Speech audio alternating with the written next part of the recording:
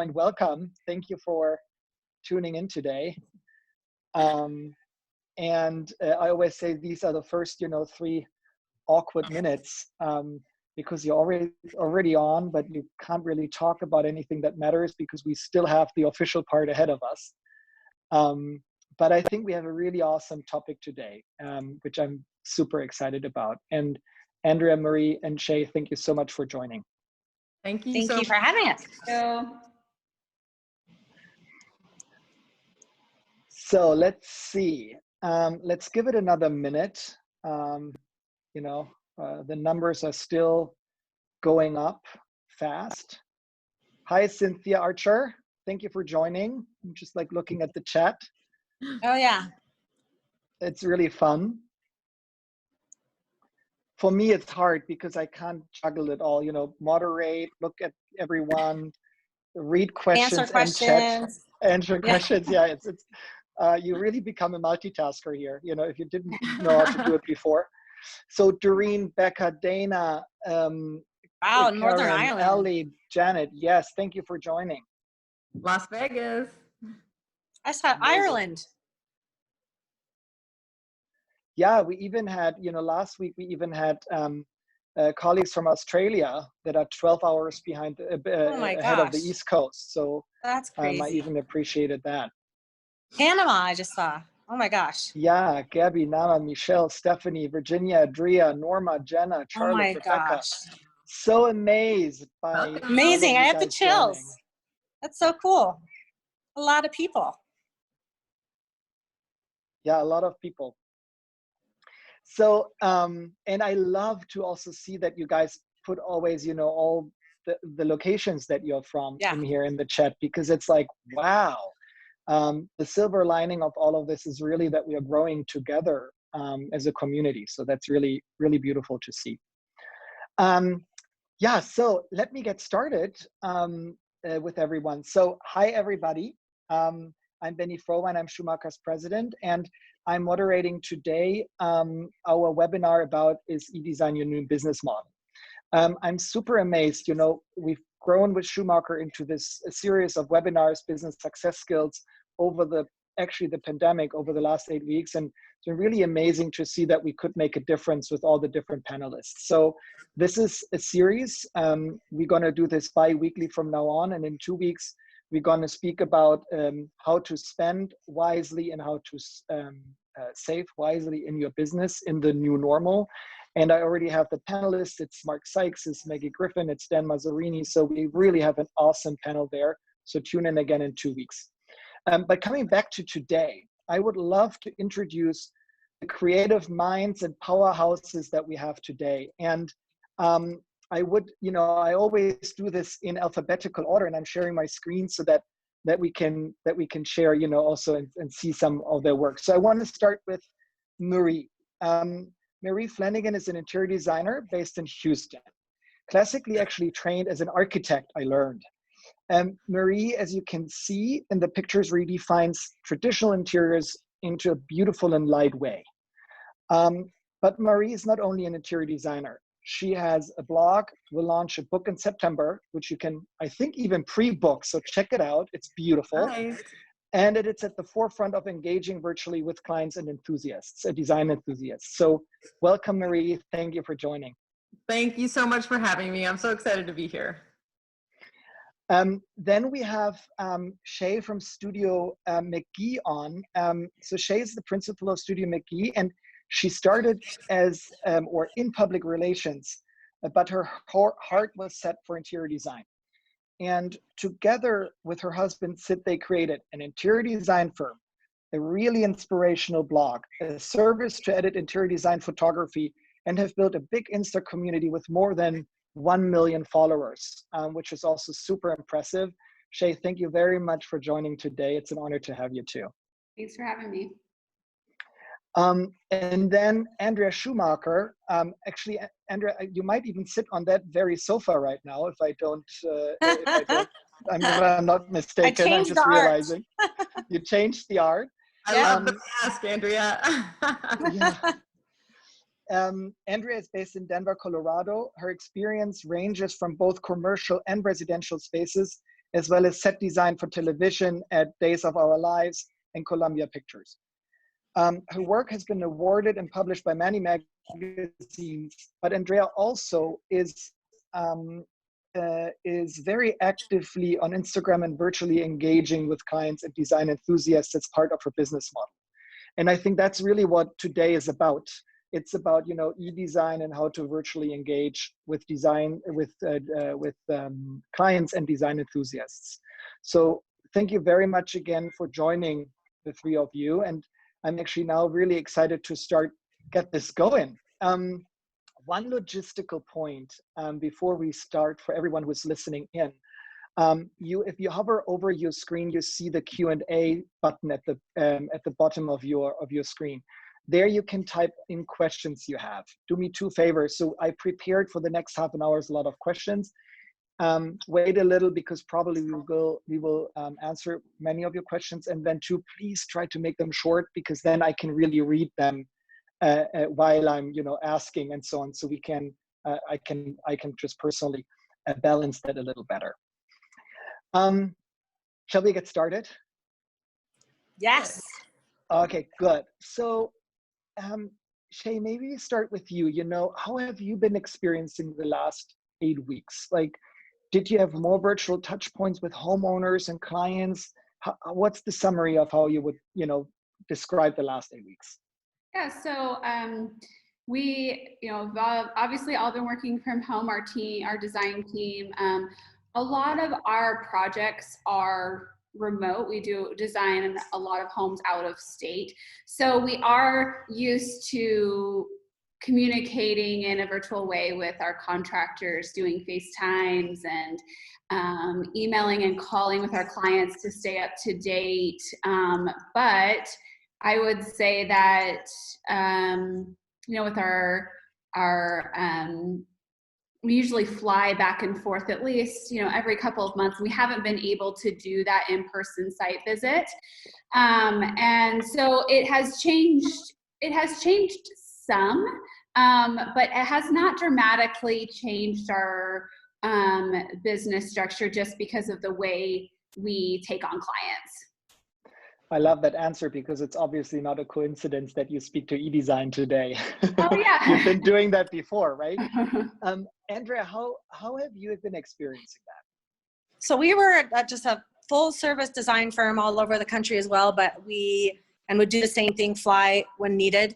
But when this whole pandemic happened, we were all from sitting at home and I had no idea how long it was going to go on. So I just wanted to be able to reach out to people and give them advice if needed. So I just started, I basically set up a calendar and blocked out a couple hours a day that people could sign up. And then I would send them a PayPal invoice and then we would just walk through their house and I would do a virtual consultation. Wow, interesting. I'm going to ask you many more questions about that going forward. Okay. But let me ask Marie. Marie, how have you been experiencing the last 8 weeks? Have you seen a shift there in your business? Yeah, I think it's been a crazy time. We've all been working from home too. And although we do a lot of work digitally, because we also kind of work remotely in other parts of the country, I feel like this has just been a time where the rest of the world has learned to use these skills and platforms, and our clients are so much more comfortable.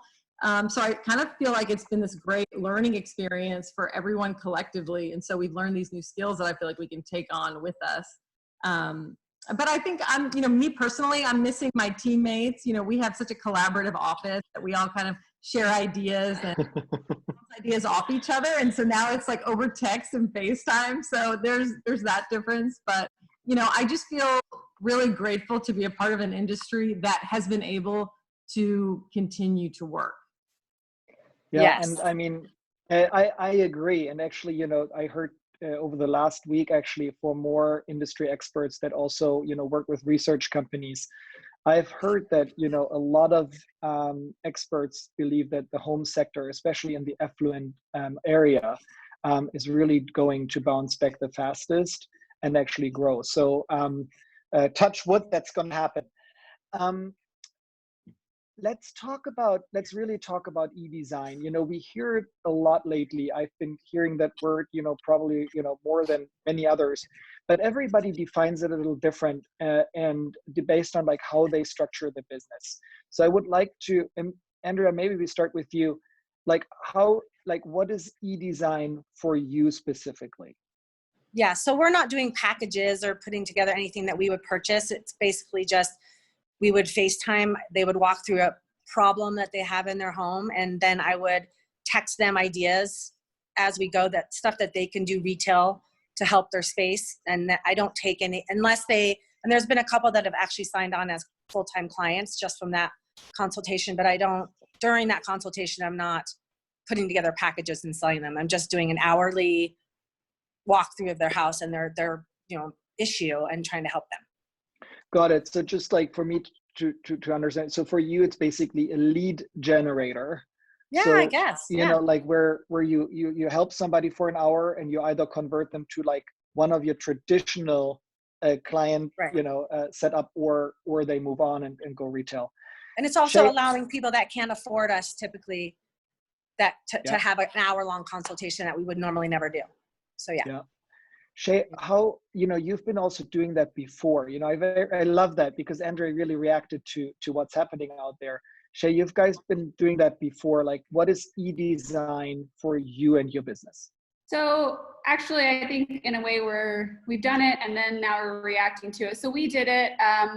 We offered e-design like flat rate packages for a while, and then we were overwhelmed with full home build projects and decided to stop doing e-design to meet that demand. And then as we've spent the last few years growing, we learned a lot from that first round of e-designs. There were a lot of things that I did not like about the process, and quite frankly, we got taken advantage of often because of what we like to call scope creep, where we would offer these flat rate packages and then we'd have people emailing us 6 months to a year later saying, I tried to order this and now it's out of stock and now I need you to pick something else. And so we learned a lot. We said, no, we need to revamp the program. And so we're actually relaunching our e-design program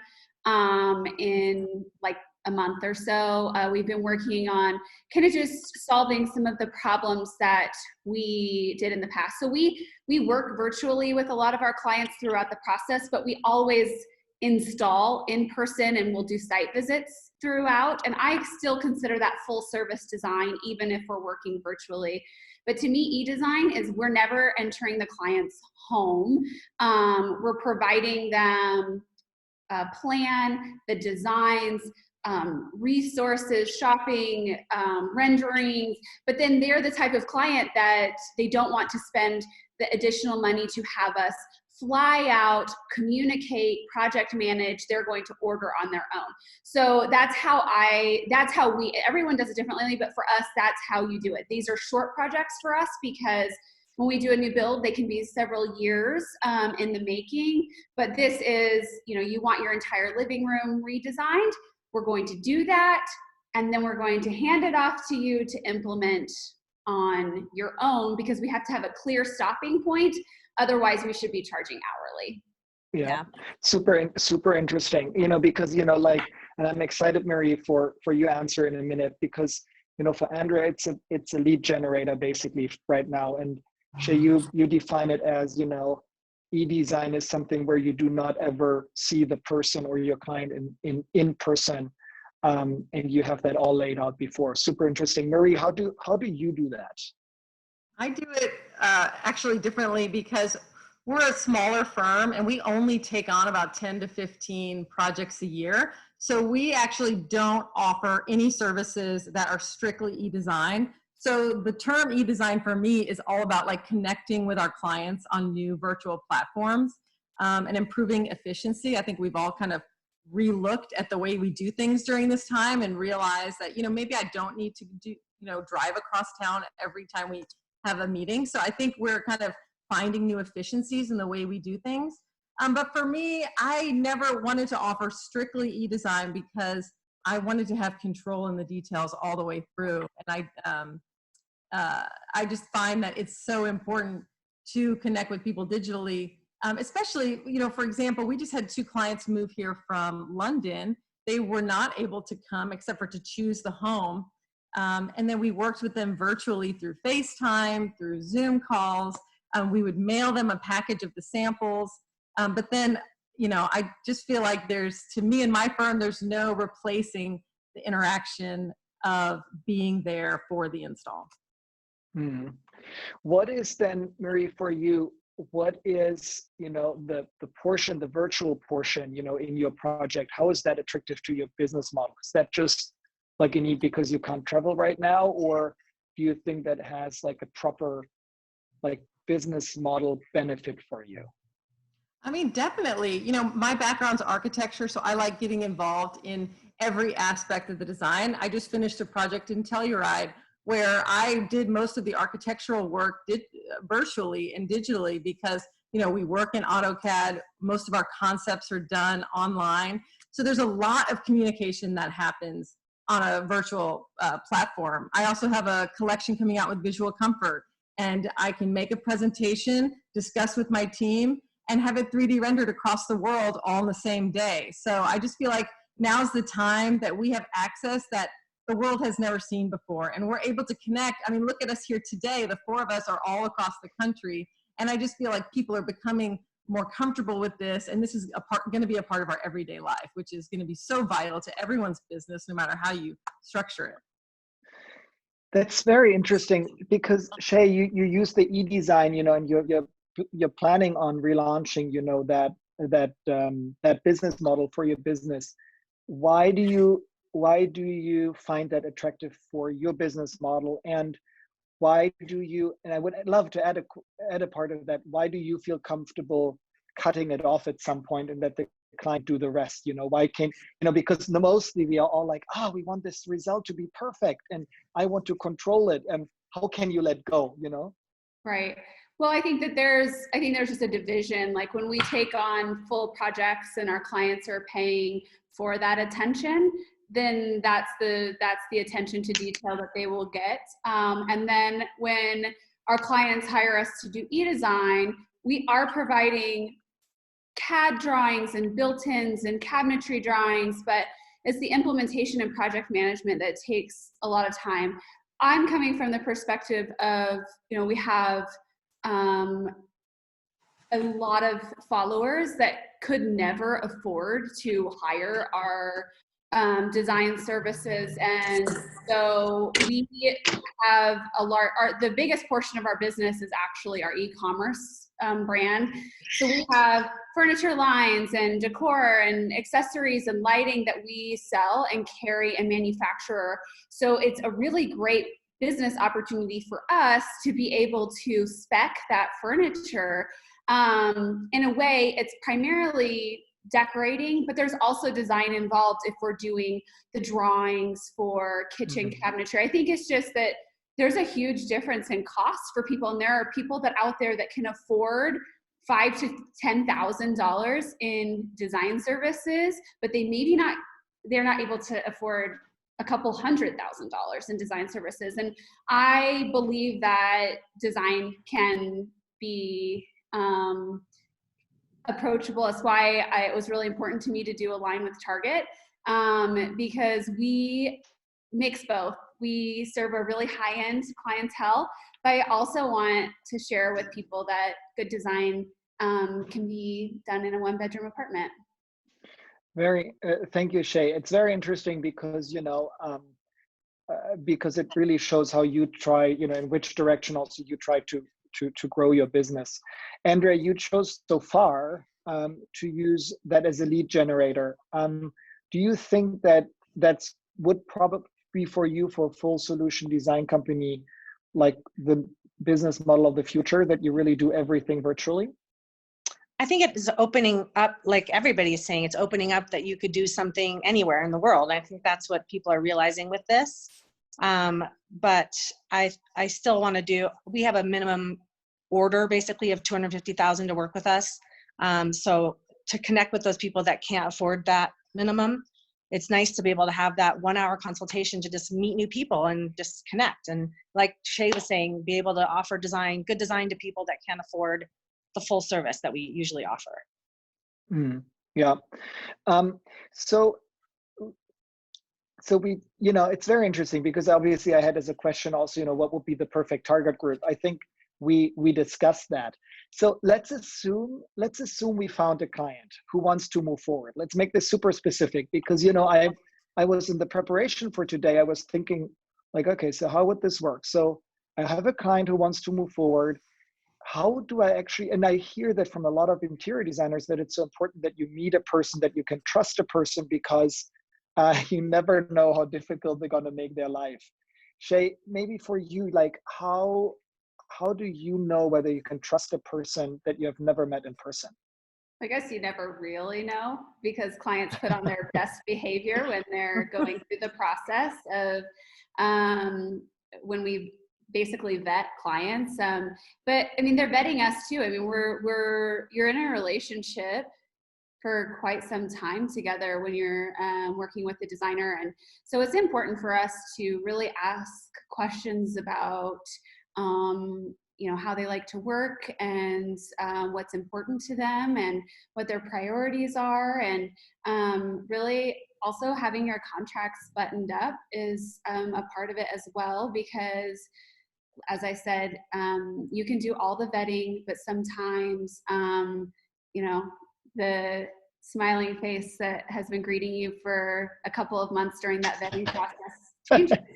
So I think you just have to really protect yourself, but also I think that we've also found it really good to talk to the client's contractor and potentially any other one that's part of the process. So if they're working with, if they've hired their contractor or their builder, we will interview them and say, how has the process been so far working with this client? Because they'll also have really good insight into that relationship. Interesting. Mary, how do you do that? I mean, you incorporate, offline components, but if you meet them online, like, how do you know? How do you make that clear? Well, I think, Shea made some great points that we use as well. It's all about vetting the client. And I think experience kind of teaches you what questions to ask. And I think it's important to set up systems in your business to help screen, to make sure, because it's really about interviewing each other. And, I have somebody in my office dedicated to sending kind of our form email to inquiries. And that goes through a list of questions. It also kind of gives them the parameters of the type of project we take on, both in budget and scope. So most of the time people are telling us no. And that goes back to the fact that we only take on about 10 to 15 projects a year. But then after they screen us, then it's about the interview process. And, I tell people all the time, you really need to find somebody that you are, going to have fun through the process with, and that you relate to their style. I always say, look at our portfolio, look at the other people you're interviewing, make sure you relate on an aesthetic level. Otherwise, it's going to be an uphill battle the whole time. Interesting. All right. So let's assume we've vetted the client, we've made our background search and so on. Andrea, and I think since you three define e-design differently, I think it's a very interesting question. I would love, Andrea, if you took us step by step through this. So how do you organize yourself? How do you get then somebody to set up a virtual meeting with you? How do you then really do it step by step until they either drop out or become traditional clients? Right. So step by step, I set up a Calendly, which is an app basically that you can block out times that you're available, so that when I post on Instagram that I'm doing virtual consults, they can swipe up and they can pick a time slot. And then when I get an email saying someone's picked the time slot, then I send them a PayPal invoice to pay for the hour. And then we set up the time. Or the time's already set up, so then they pay and then we're set up. And then I call, and sometimes it's FaceTime or Zoom, and we just work together for that hour. And then I've had follow-up phone calls from that same 1 hour consultation, but it's totally separate from our full service design firm, and how we work there is on our website, right on the very first page. There's a contact. We don't have a phone number at all. It's just a contact form. You click it, and then there's a questionnaire you fill out, just like you guys were saying, where we basically ask, have you worked with a designer before? Because I always want to know that. If you haven't worked with one before, I know there's a whole lot of explanation to be had if we're going to onboard you as a client. That's part of the vetting question. That's one of the questions. The question also is how many rooms, what's your budget? So, I mean, a lot of them are just so small that we'll just send them the calendar to do an hour consult rather than call them and say, sorry, you're not fitting within our scope. That's so interesting, because before you would recommend them to someone else or something. I would just say we're not doing it. Yeah. Exactly. Interesting. Yeah. And can you, Andrea, like, without, I don't know whether you feel comfortable telling, what you charge, but like, what would be the range? Is it something that is it the same hourly charge that you normally charge? Is it different? It's a little bit less per hour. I feel like I wanted to go a little lower. I do $240 for the hour. I'm normally $275 per hour. I went a little bit lower just because you can't meet in person, and I think there's something to that. Okay, thank you. Mm-hmm. Shea, if you guide us step by step through like how you really do it, like imagine I'm listening into this now as some of the participants here on the call, and I want to take notes like, oh, okay, let me see how Shea does it so that I can think about how I can incorporate that into my business. What would be like step by step how you do that? Yeah, so it hasn't launched yet, but the plan is that how we've organized the site is that you follow a questionnaire, and we will do it by room. So you can pick a room, let's say it's a living room. And from there, you have options for what that package includes. So it could be styling services only, and that will have a flat rate, and you get one round of revisions. And so then that's a very clear cutoff. It gives people an opportunity to provide feedback. But then once we send those revisions, then they're receiving the drawings of exactly where to place things in the room so they can see it, how it works to scale. Let's say that they chose that they were wanting a full makeover on the room, from floors to window treatments and furniture. We again come up with that plan, but they're going to have an option of, does my room get just CAD drawings, or are they getting 3-dimensional renderings? So that would be a price increase for that. And we'll have a certain amount of touch points through the process, and then they'll get a discount to our store through that, signing on with us. But I think that the big thing to note is to be very clear, manage everyone's expectations from the beginning about what they're getting for their money going into it. E-design clients, in my experience, because they are more price conscious, they do not have an open checkbook until the end of time to pay hourly. That's why they're hiring a designer to do e-design, is because they want to know exactly what they're getting into. That has been my experience. And so for us, we'll outline options so that they can choose what fits best for them.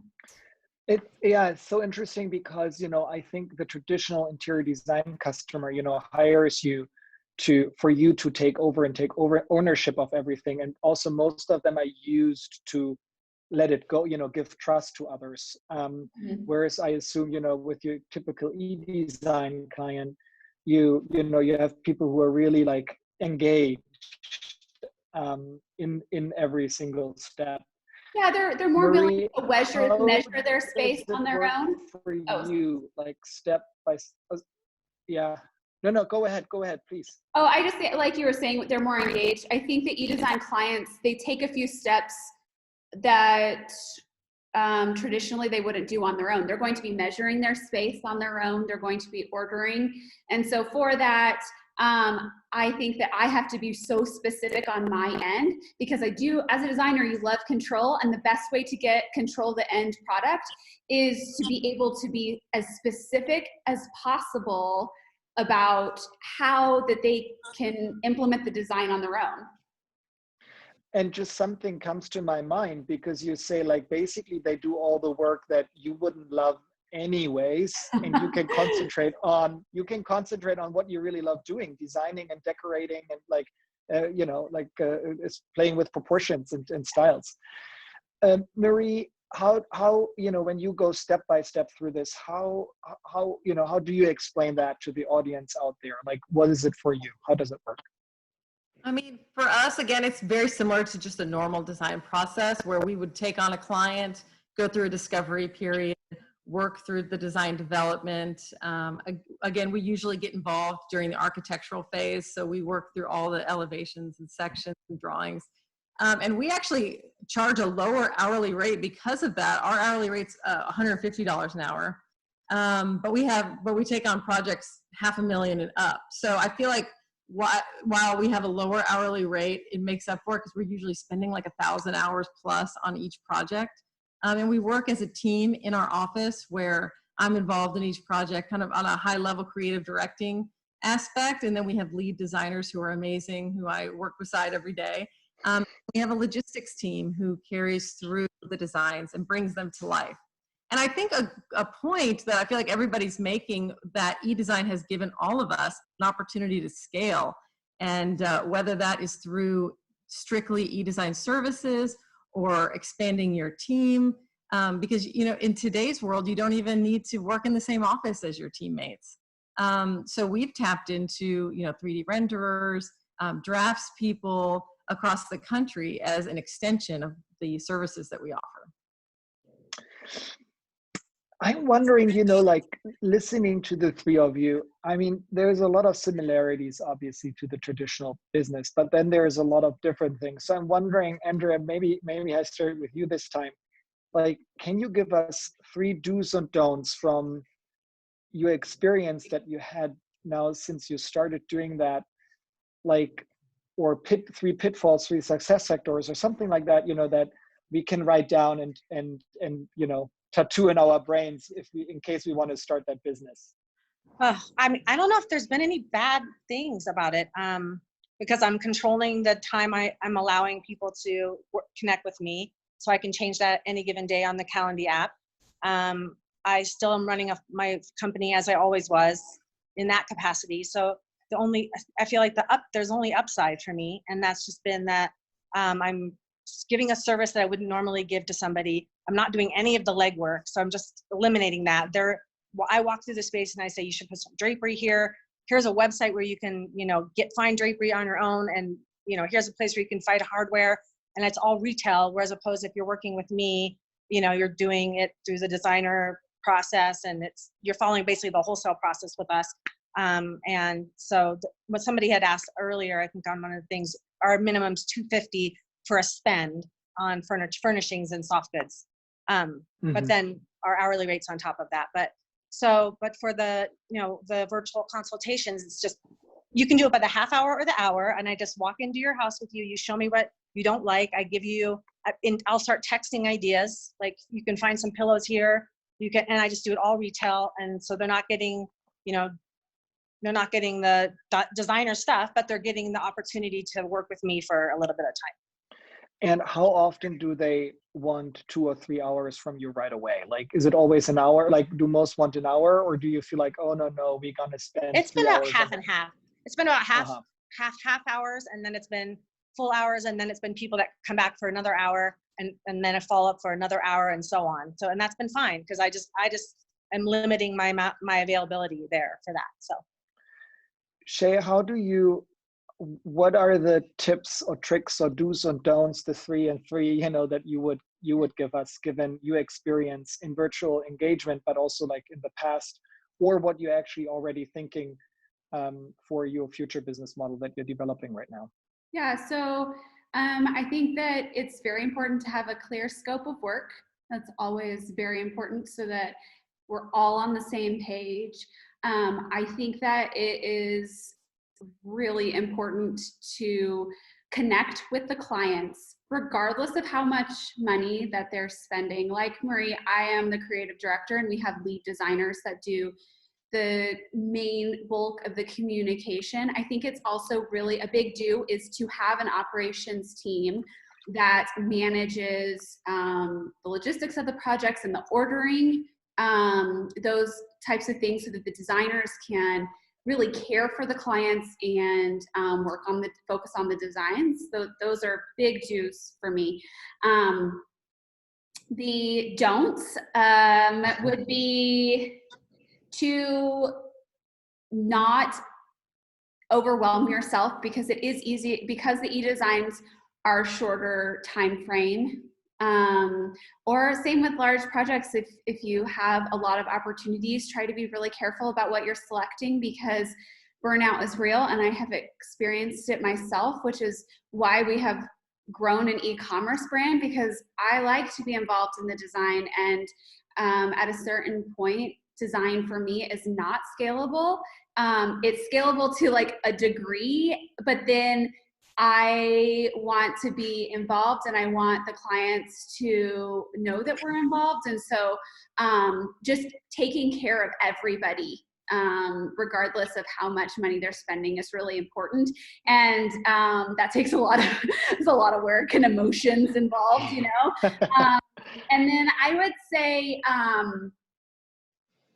to be careful of your boundaries, because it's easy to, especially with e-designs with flat rates, with design clients, it's really like hourly makes it easy to, you ask for this, we charge this, you ask for this, we charge this. But with e-design, when it's a flat rate, it's very easy for designers to be taken advantage of.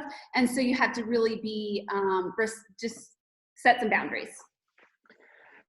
Marie, what are your 3 do's and don'ts that you want to share with the audience? Sure. My 3 do's and don'ts are more geared toward the person sitting home who wants to hire a designer but isn't quite sure. I would say, do draw out the plan, whether the e-design designer requires you to or not. It always gives you a new perspective of the design. Design from a bird's eye view. Even if you don't know any fancy computer software, just get a piece of graph paper and draw out the room and put the pieces in that you're thinking about buying. You know, take the extra time and buy it once, not twice. I would say don't be in a rush. Lighting changes everything, and it's about getting the samples in your house. So order the sample, you know, get a piece of fabric from Schumacher, you know, get the paint samples in your house, even though it might take an extra week or two, because lighting changes everything, and it's all about seeing the pieces together. And then I would say, don't be afraid to take risks. You know, I feel like every client that I work with changes me as a designer and gives me an opportunity to be a different designer through their eyes. And I feel like people need to ask themselves, what is beauty to me, and how can I bring that to life in my house, whether you're working with a designer or not. Thank you. Marie, you said something very important, and I would love, maybe as the last question, and then we get into the Q&A mode, which is always my favorite part, as the last question, because that's been burning, you know, on me all the time. So how do you do that with samples? Do you leave that completely to your clients? You know, do you tell them if it's retail, you know, like experience it in the shop, or do you send them samples? Like, Shea, how do you do that? I mean, I love samples. So with e-design, we send like this, like a package with everything labeled, so they know this is, you know, the pillow that goes here, this is the carpet, this is, you know, whatever, paint swatches. Here's 5 different paint options for your walls, because the light does change things. So we want it to be in this realm, but here are some options for you. And then when we're doing full service design, same thing. I mean, our clients fly in, and we have this huge conference table that we just like spread out with all of the samples. And now with Zoom calls, it's like me in front of the Zoom screen, like we're just like holding up, like, can you see the beauty in it? And we'll ship the samples to them as well. Andrea, how do you do that? I mean, is that already a topic when you do your virtual consultations? Same thing. I would stand there and hold a sample up and say, you could do this, and send links to where you can find it, and so on and so forth. But same thing, yeah. But when you then go into your traditional setup, you know, also you would send, you know, the real package to your client. Yeah, if you and can't meet them. yep, exactly. Got it. Marie, do you do it the same way, or do you do it slightly different? Yeah, you know, we do it very similar. And I would say this pandemic, you know, I live in Houston, where we have every design center available. We love to go shopping with clients. We also shop online so much. But even just during this time, you know, we are not we don't have access to showrooms like we did before. So yeah, usually we're always ordering samples. And I love to just order one for the client and one for us to kind of keep and always have as a reference. Interesting. Yeah, we've also, at Schumacher, we've experienced actually that our clients that have a, online account with us also have been ordering tremendous amount of samples, obviously, to just have that in their hands. All right, so Q&A session. We have 50 questions and not enough time. So what I will do is we probably not get through all of them, but I'm also screening through them because some obviously also redundant. So I'm going to read you a question, and whoever has the answer first, give us a 10-second answer, and we move on. So let's make this fun. So Jenna Treteau asks, what advice would you give to a new designer starting out with e-design, and how to find new clients during our current situation? I would say get your Instagram and website all collaborative together, and as clean as you can, and start to engage with as many people as you can and start to try to connect the dots there. Awesome. So say no project is too small to take on when you're getting started, and learn how to take a good picture, because even if you just design a little vignette in your home and you know how to take a good picture of it, that's power. And social media has put everyone with every budget on the same playing field. So you can have a voice out there as a designer in today's world. Thank you, Marie, also for that comment. Also, we had a webinar last week, which you can all access on YouTube, about how you can use your home to promote your business, because that's really powerful. Pictures has more than 1,000 words. Catherine Kimmel asks, what programs would you suggest for renderings for e-design? I like Photoshop. You like Photoshop? You can do CAD 3D, and you can do InDesign for like concept boards, or PowerPoint for concept boards works really well too. Yeah. Mm-hmm. So, then Valerie asks, what is the best way to market these services, assuming we don't have a huge Instagram following? I think I wanted to ask that because, Andrea, I think you gave the answer, but I think it's important to say, and Shea, you probably have a big opinion on there too with your Instagram following. Like, it's all about engagement. No, it's like, even if you start small, you need to be out there, right? And engage with people. What do you say about that, Shea? I mean, I think that we all start with one follower. So if you are starting out and you have a small following, the goal would be to grow it so that you can get your work in front of people. And I think if you're wanting to offer e-design services, e-designs are something that are so easy to create without actually having a real project to create for. So you could create examples of e-designed packages and rooms. You can do those in Illustrator, Photoshop.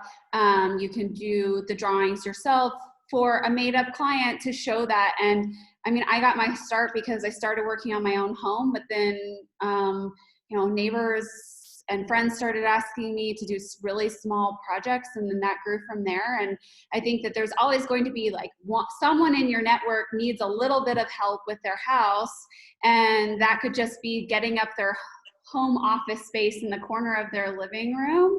You could start there and take a beautiful photo, style it, get those fresh flowers out and make it look really good. And then that will most likely lead to someone else asking you to help, and it'll snowball from there. And one thing I want to jump in and say really quick too is on Instagram is try to engage with the people that are going to give you the leads. So if you're in, San Francisco and you're just starting out, start following all the real estate agents in San Francisco that are going to give you your name, and get to know them through Instagram and show them what you can do, so that when they close a deal, they go, oh, I remember this girl on Instagram that does this. And then, you kind of want to get in the front of who's going to give you the leads. Thank you, Andrea. I'm actually thinking maybe we should do an Instagram webinar too, because there's a lot to be said. And I love, Shea, that you said, we all start with one follower, because that's really true, So much of what we do relies on accurate measurements, Sarah Abercrombie says. For example, for drapery, custom rugs, etc.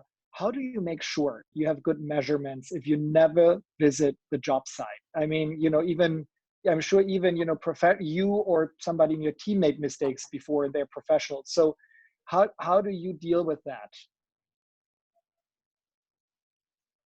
I mean, I like to tape everything out. I'm so visual that I like to tape everything on the floor. And if I can't be there to tape it, I have the clients tape it out on the floor. They can get some painter's tape, and then they can tape out all of the measurements. And so then they can like actively walk through the space to make sure that everything fits the way they want. And they might say, hey, you know, I thought I could fit a chair in the corner. I know it looks good on the space plan, but it's just not feeling right to me. Also, I mean, I think if you're doing a drapery yourself and you're ordering the fabric yourself, there's probably local seamstresses that you can find that will come over and do a measure for you. You just have to get a little bit more creative on how you're going to use your time, you know? So then I have a question from Jane Fitch. Shea, will you guys be offering full renderings for eDesign project? What is your timeline for getting the designs to the client? So we will be offering renderings as part of our eDesign service. I think that that will probably be in the like middle or higher tiers, but that won't be a part of the basic package, where that will just be the more simple line, the CAD drawings. But we will be offering renderings. And as far as timeline goes, you know, I think that for us, like we have a project manager that schedules everything, and so we will probably open it up to a few clients, and then it'll probably be a several week turnaround, and then we'll have another hoop of revisions, and then get those revisions back. And so I imagine that it'll be fairly flexible depending on our capacity. I have a question to also all of you, you know, because you know, it's also, you get very repelling reactions to eDesign. You know, I heard voices saying this is gonna destroy our industry, or, you know, where is the good, you know, the good old way of doing proper decorating. What's your opinion on that? I mean, I can assume, but I would love to hear your arguments why you think this doesn't hold true. Andrea, do you want to start? I just think, you know, like Shea was saying, I think good design is for everybody. And the people that want the full service and want to spend the money for that are still going to be there. They're not going anywhere. There's people that don't want to do it themselves. They want you to handle it soup to nuts. And then there's people that can't afford that service, and that you're just providing a little bit more for them. So I think, you know, it's I don't see how it would water down the real full service. Shea, Marie, do you feel the same way? Totally. I think, you know, the essence of what we do is customer service. And I think there's always going to be a range of that. And I still think that there's no replacement of seeing things in person, sitting on the sofa, sitting in the chair. I think that although we do so much of our shopping online today, I don't think it's going to completely take over the design industry, but I think it'll transform it. And, you know, I think if you can be limber and change with the industry, I think you can really use it to your advantage. Yeah, I just see it as an addition instead of a replacement, because I think that the reality is that the people that are doing eDesign wouldn't have hired a designer in the first place. So this just gives them an opportunity to do that. And I also feel that when I started on Instagram, when I went to market for the first time, people were mean to me because I was like, Instagram's going to be a thing. I was very early on. They thought that the internet, selling furniture over the internet, was ridiculous. And we've made a very legitimate business doing that. And so I just kind of, naysayers, yeah, I don't know. There's always room for someone to come up with something new and create beauty. Thank you for your perspectives. It's super helpful. And I just got a couple of questions. We are recording this webinar. You can access that on YouTube. I think the easiest probably way is to either you know, Google Schumacher webinar. You can also go on my Instagram page, Benni_Frowein. In my bio, you see a link to all the past webinars, just for you guys, for everyone who's watching, to click on that. Megan Myers asks a question: how do you overcome a client's need to see, touch, and sit in an upholstery, in an upholstery aspect. You say like, oh, this is pretty, like, but then they say, oh, but I need to sit, blah blah blah. How do you overcome that challenge? It's part of the risk that you take, but I think you try to steer them in the direction of stuff that you already know is going to be comfortable, right? I mean, yeah, I think you stick with trusted brands who exactly the reputation. And I always kind of steer anyone, if it's going to be a workhorse piece that you're going to sit in for hours every day watching TV, like it should probably be a piece that's been made 100 times, that they have solved all the problems. And it's going to be a great piece that works well. Perfect. How do you handle, and it's again about measurements, but this time, Shea, you'd like to tape it out and so on, but let's assume, and that's the question, you have built-ins and they are just slightly too big, which is even worse than slightly too small. Who's responsible for that? If we make a mistake? Well, if the measurements aren't right, an e-design, because you're not on site. Did you ever have that? Did you just triple check before? The question is, who is responsible for mismeasurement, if it's all digital or virtual? I mean, I think if it's e-design and the client mismeasured, I mean, our contract would cover that. They need to check that they approve their measurements before they send them to us. Got it.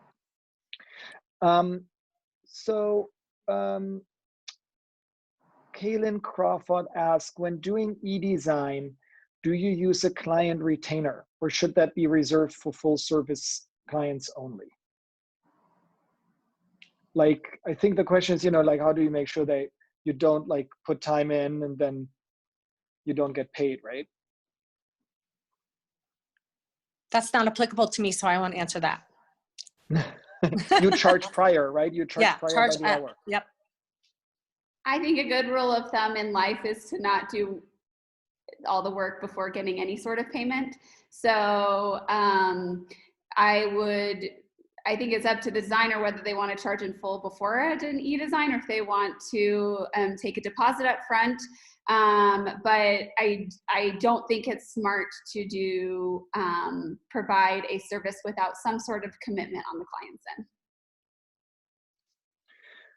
end. Then what have you found is your most telling question you ask potential clients during the vetting process? Have you worked with a designer before? Okay, I Marie. ask them to collect photography of things they love, and I think that tells me a lot. All right, so then Julissa Lopez, I think we probably touched on that, but she asked, does every e-design situation should be guarded by a contract? So Andrea, with your phone, do you have a contract, or do you just basically make this because casual? It's paid ahead of time and it's just 1 hour chunks at a time, so no. Yeah. And then Shea, Marie, probably when you get into a situation where you really work together, you would always suggest you have a contract, right? That's right. Yeah. Andrea, real quick, what's the name of the app that you use again for your online consultation? It's Calendly. Perfect. Like calendar, but with a L-Y. Calendly. Great. So then next question. How do you approach the billing for clients who continue to push the scope creep? If they continue reaching out after the completion of a flat fee scope? Shea, I think you also offer packages, no? Don't you run into that problem all the time, even if you had the perfect contract that it just never ends? I mean, with our full service clients, they're hourly. We do an estimation based on the scope of work and the square footage prior to beginning work, and so hourly clients, we don't run into that. Granted, with e-design, I mean, that is something that's one of the challenges of e-design, is that clients will continue to come back with revisions, but we have, like I was mentioning with boundaries, it's they're coming back and they're wanting addition. Then it's like, well, let me send you a quote for that additional time to implement those revisions, instead of just saying, okay, sure, let me change those 5 extra items, even though I've already changed them, a couple times for you. That's when things get out of hand.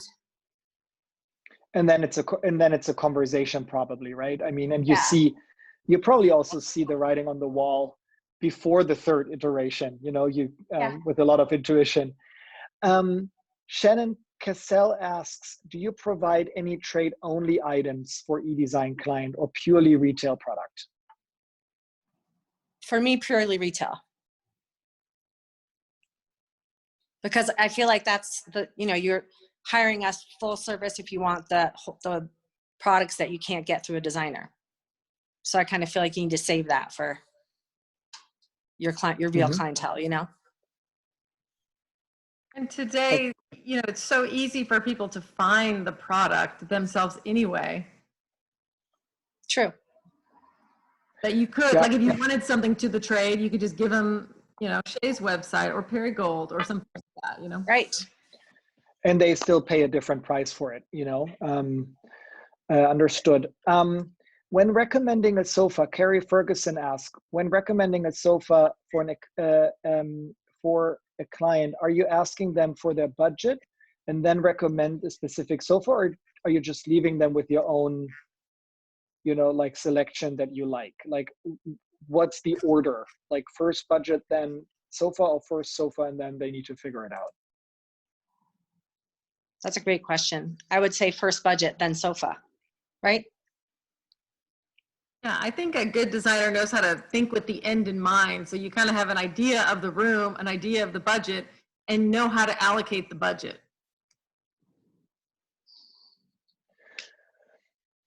All right, so I have another question that I actually like here. So challenge to you 3. Ladies, ED sounds like it's not worth your time. Why do it? That's why I love the Calendly thing, because I can block out the time I'm willing to spend and manage it that way. And it's blocked out. You can't pick an hour I don't want to spend on it. I've been finding, like, just meeting new people and loving that part about it. I'm just connecting with new people I never would get to. So it's fun for me. So it's manageable, and it's been fun. And I think, Shea, you said something very important. I found, that really stuck with me. You said, look, the traditional interior design is where you put your heart, and so on. And the e-design is where you give a professional service, where you still give your best, but it's really contained, and it's a portion that you can scale. Did I understand that correctly? Like why I think you think it's attractive? I mean, I think that, I'm really lucky that I have an amazing team. And so I am personally not doing the e-designs. They're smaller projects, and I only have so many minutes in a day that can be split between all of our different endeavors. And so I think that they're a nice change of pace for our designers that are working on huge projects sometimes, just to take on 1 or 2. We're not personally, I'm not interested in becoming an e-design service, but I think it's a really great complement to what we're doing, so that it can fill in some of the gaps. It gives unique challenges. It's a quicker turnaround. Sometimes, you got to have a lot of patience as an interior designer to watch these projects start from start to finish. And so it just, it can keep us nimble and thinking and aware of different sources out there. And I think it's a good complement. It's not going to replace what we're doing. And I think it gives designers, when I first started, I took any project I could get. I think it gives new designers who are up and coming and who want to make a name for themselves a place to get started, and if you aspire to do full design projects, it's a great place to get there. I got one more question, with more regards to pricing. And again, it's always like, do you want to share it? Don't you want to share it? We can also like speak in ranges, but like, how would you, like, if you were somebody starting out with that, how would you start pricing that? Like how would you derive your hourly rate? how would you derive somehow a package, you know, like what is the equations basically if I'm really just like fresh into this? If it was my very first time trying it, I would be as inexpensive as you can do to get some portfolio. You know, it's similar to being an intern at a design firm. You're doing it so you can have something on your resume. You know, you got to build that up. You got to start from the ground and work your way up, right? I think there's something to be said for making short-term sacrifices for long-term gains. And when you're starting out and you're building your portfolio, taking a lower rate is a way to get more clients and just build your portfolio. Like you said, it's about it. For me, I had a longer view in mind than charging a high rate at the beginning. Mary, do you see it similarly? Yeah, completely. I think, you know, it's getting your foot in the door. It's, you know, just like what the girl said, developing a portfolio. I think also, you know, I loved the point somebody made earlier about using it to connect with people who are going to be networkers for you. Even if it's e-designing for a builder or somebody who does spec homes, so that then it can be leveraged more, you know, then maybe you have access to actually take a picture, because that's one of the downsides about e-design is that you can't always get to the space to take a good picture and you're relying on their execution. But if you do it for people who maybe you can have more access and leverage the project, I think it's a great way into the industry. Such nice responses to end this webinar. Thank you very much. And I'm just going through all the chat comments with, you know, thank you so much for your suggestions. This was so helpful. Thank you all. You girls are fabulous. So this list goes on and on. So you three have a lot of new fans. Thank you so much. Thank you for having us. For sharing all the information. This was super helpful. And everyone can see it on YouTube. You know, you can either, you know, go through Instagram, for example, but I'm also through Studio McGee and Andrea Schumacher, Mary Flanagan. You're going to see the link, or you just Google Schumacher webinar, business success serious skills, and I think you're going to find it. So thank you very much, Benni. everyone. Thank you, guys. Bye. Bye. Bye.